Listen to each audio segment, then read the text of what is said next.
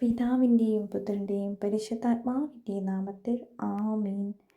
7 തവണ ഈ വചനം 21 ദിവസം എഴുതി പ്രാർത്ഥിച്ചാൽ നിങ്ങൾ ആഗ്രഹിക്കുന്ന കാര്യം ആഗ്രഹിക്കുന്ന സമയത്തിനുള്ളിൽ ഈശോ സാധ്യമാക്കി തരും.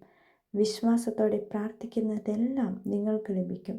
വിശുദ്ധ മത്തായിയുടെ സുവിശേഷം 21-ാം അധ്യായം 22-ാം തിരുവചനം.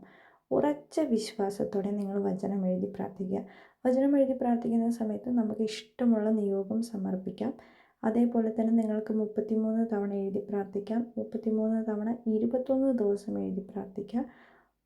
1000 തവണ വചനം എഴുതി പ്രാർത്ഥിക്കാം. അതേപോലെ തന്നെ 7 തവണ 21 ദിവസവും എഴുതി പ്രാർത്ഥിക്കാം. നമ്മുടെ ആഗ്രഹം സാധിച്ചു കഴിഞ്ഞാലും നിങ്ങൾ വചനം എഴുതി പൂർത്തീകരിക്കുക. നിങ്ങൾ എത്ര തവണയാണ് എഴുതി പ്രാർത്ഥിക്കാമെന്ന് നിയോഗം വെച്ചിട്ടുള്ളത് അത്രയും തവണ നിങ്ങൾ ആ വചനം എഴുതി പൂർത്തീകരിക്കുക തന്നെ ചെയ്യണം.